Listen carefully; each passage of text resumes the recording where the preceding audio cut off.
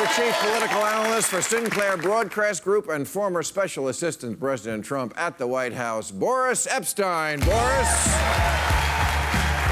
How are you, sir? Nice to see you. Thanks for coming by. Thanks for having me. Yeah, well, no, I'm the one who has to thank you. This is not an easy week for you, and not an easy audience to come and speak in front of. Well, I'm glad to be here. It's my pleasure. No, that takes some balls, and I appreciate that. It really does.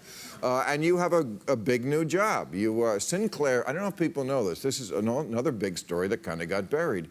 Sinclair Group. They're a television conglomerate. They're trying to buy Tribune. They look like they're going to get it. You're going to be one of the main people there. They want to be to the right of Fox News. No, that's not quite true. That's true. That's not. So really? Sinclair is not a cable channel. I know. Sinclair is a group that owns stations, and it's a provider of content, and it provides content that's straight down the middle. Straight, but that's what Fox used to say. It's fair and balanced, and we know they're... But Fox is a cable channel, right? So it's different. It's not different. What's the fuck difference? Whether it comes over the air or in a cord, if they hired you as their front man, they're not straight down the middle. I'm not the front man, so I'm the chief political analyst. I'm an analyst. And what I'll be doing is providing segments that will play on their stations. Take a look at the stations. Take a look at the local news. You'll see that it is straight down the middle. Boris, this was supposed to be the I'm nice to you question. I like it. That's nice. I'm feeling the warmth. I'm feeling the warmth right here. I think it's great. I was trying to... I think it's great. I love it. I was trying to congratulate you on your new job. Thank you. All right, so let's get to this. And look, I don't want to make this adversarial. Obviously, we are from different sides of the spectrum. But look, as long as you keep it straight with me. Let's do it. It doesn't have to go out of the box. But, first off, how long do you think Donald Trump can be president? I think he'll be president for 8 years. Yeah. Sorry to disappoint you. Probably the same people who thought he would never be president. All right. Well, even after the events of this week? Absolutely. Okay. Because how about we have a gentleman's bet, 100 rubles? I don't know the conversion. You might. No. And I'm not saying that because you're of Russian heritage. I don't think you're a Russian spy. I think there are plenty of dumb Americans. I don't mean you're dumb either. But I think there are plenty of Americans who support Donald Trump, and they think they're doing the right thing. Okay. But... Well, that's nice of you. Come on. You're telling me that you think Donald Trump will be there until January 19th, 2025? Yes. Yeah, and here's why. Gentleman's bet, he's out by Christmas. This Christmas?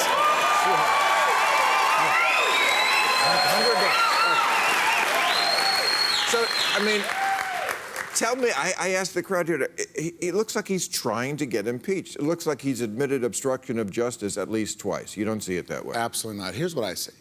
What I see is that there's absolutely coordinated attack against the president. Look at this. Just since he left, since he's been in the air, there have been 4 or 5 stories, all in anonymous sourcing, that try to be detrimental to the president. Why? What's the point? He's going on this great trip. First time a president has gone to the great 3 religions, to the homes of the 3 religions, back to back, all together. It's awesome. We should be happy. Which religion are you? Just curious. I'm Jewish. Okay, so he's going to Israel for the first time. You know when Obama went to Israel for the first time? 2013. Asshole. Me or him? Him. What an asshole. Not to... No. I'm just joking, of course. Okay, but... Okay, well, we'll see. But shouldn't... okay, so since we're not going to agree on the part that isn't completely now nailed down by law enforcement, let's just go to the part that's incontrovertible, which is that the Russians meddled in the election. All 17 of our intelligence agencies say that. You would agree to that, right? Well, come on. So we can get into the back and forth and into the minutia of that letter you're talking about, because actually... letter? The 17 agencies you're talking about. 17 agencies have said Russia did... So do you think the president didn't win the election? Answer my question first. All 17 of... Whose side are you on? I'm on America's side. Okay, but then all of our intelligence agencies say this. You don't back them up? So there's a special counsel, and the special counsel will come out with an answer, and I'm confident that it'll show that there was no, just like the president said, no collusion. Now, whether Russia tried to meddle, I specifically said this is not collusion question. Right. This is the part that's not controversial. So this is the meddle question. Meddling. Russia meddled in our election. Please just admit that. You'd have to ask Russia whether they tried. Oh, for fuck's sake. How would I know? Okay, but then you're if like your boy Trump. You're saying you don't believe our intelligence agencies. No, what I'm saying is this. Well, you don't. The president. Well, let me answer. This is what they say. The president won the election fair and square. That's not the point or the question. Whether there was an attempted meddling, again, how would I know? You're asking me if that's because what the our intelligence agencies, all of them, say there was. Okay. Okay. Well, so, see, Boris, this is why we are having a problem. Well, what's the so what? Because I can't even get you to come to the place that all people, including the Republicans, agree is the fact that Russia did meddle in our election. Well, it's not quite agreed as fact, but was there a seeming attempt at meddling? It is settled science. Okay. Science? I'm not Neil deGrasse. That's I know. The guy coming up. I'm foreshadowing. Okay. Is he going to say that? That would be funny. But shouldn't there be a price for meddling? You know, it's funny, Jimmy Carter was known as the great pussy. But when the Russians took over Afghanistan in 1980, he boycotted the Olympics. He stopped selling them grain. He took a lot of political heat for that. That actually took balls to not go to the Olympics. They're very popular. They are. I love the Olympics. What's the price that the Russians have paid for meddling in our election? None. He has them into the White House. He says it was a fantastic meeting. For who? Whose side are you on? I'm, again, very much on America's side. I'm on the president's side. But here's what I will tell you. Are they the same thing, Rex Tillerson went to Russia. He had his meetings in Russia. And these were another meetings idiot who did not even raise the hacking issue with the Russians. Again, if you have a problem with how the president's handling his foreign policy, you could speak at the ballot box in 3.5 years. Yeah. Absolutely. That's every American's right. So now Comey is going to testify. This came out just a couple of hours ago. All right. So we have a he said, he said. Right. Comey says one thing, Trump says another. On the one hand, you have the guy who PolitiFact says is the greatest liar in the history of American politics, Donald Trump, and then Boy Scout Jim Comey. Well, who do you think the American people are going to think is lying? So 2 weeks ago, Jim Comey was absolutely unpopular and completely distrusted. Not absolutely. And now he's about as popular as Mother Teresa. I mean, this is somebody who a couple of weeks ago, both the left and the right couldn't stand. No. And now Jim Not Comey everybody on is the this left. beacon. Lots of people on the left were where I was with Jim Comey, like what Senator Warner said. I didn't agree with everything he did. I didn't call for his resignation. Well, a lot of Democrats did. And they made a mistake, yes. Okay. And let's take a step back on that, though, for a second. So if you're talking about the he said in the notes, so what Jim Comey or his people are letting us to believe is that he took these notes, and then these notes are being leaked. Are we okay with people going to the Oval Office, taking notes, and then leaking those notes to the press? To me, there's a huge problem there. Well, but isn't the crime itself worse than the note-taking? There's no crime. There's no crime? Okay. So if this was Hillary, let's just put it around, because I know, but that's how we can tell if we're being partisan or whether we're looking at the facts. If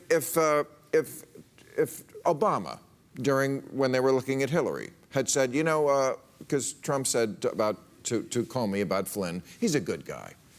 I'd love it if you could just let this go. If Obama had Comey in when he was looking at Hillary and said, she's a good broad. It'd be great if you could just let this go. You'd be cool with that? Well, we actually had Bill Clinton talking to Loretta Lynch on her plane about that. Remember that whole thing? Right. That wasn't so good. That wasn't so good. He wasn't the president, someone said. Well, yeah, but he had appointed her to jobs before. We know that. No, I said it last week. Absolutely. All right, let me ask you this. Because I just have to know why someone like yourself is such a fan of Donald Trump. You have kids? I do have a 1 year. Okay. Did you see him at the commencement for the Coast Guard the other day? Okay. He's talking to the commencement to kids, fresh-faced, idealistic, going out into the world, and he starts bitching and moaning about, I am in history, and I say this with great surety. Not a great impression. Surety, not a great impression, not a great word. Great surety. That no politician has ever been treated worse in history. And Nelson Mandela's ghost went, I was in jail for 27 years. Just tell me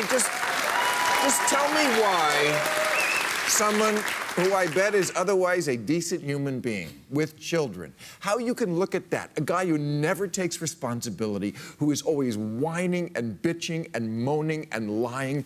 Just put me out of my misery and tell me why you like this man. So let me talk about the Donald Trump I know. He is pragmatic, he is smart, he is kind, he's supportive, and honestly, he's the best politician I've ever worked with. I've been on the last 3 Republican presidential campaigns. And first of all, we won, which was nice. And second of all, he is a great communicator. He's great at relating to people. And I know the audience disagrees. I know the audience isn't. I mean, I'm telling you, it's a tough gig for you. But that's fine. I love it. It's fine. Okay. But there's a reason that he got 306 electoral votes, right? There's a reason that this president, related called the Electoral to people. College. No. But you know he lost the popular vote. You'll admit that, right? Of course. But he doesn't. If the election were based on the popular vote, we would have campaigned in California, we would have campaigned in New York, and we would have won going away. In California and New York? Yeah, because, LA is not the only part of California, neither is San Francisco. Right. There are a lot of other parts which support Republicans. You're not going to win California. No. I mean, let me just save you. I'm saying that if it was based on the popular vote, we would have campaigned in California and won a lot of people. All right. I bet there's at least 30% Trump voters in the audience. They would just never admit it. They would never admit it. Yeah. Thank you, Boris. Thanks for having me. Boris Epshteyn, he came here. Epstein, he came here. You got to give it to him for that. All right.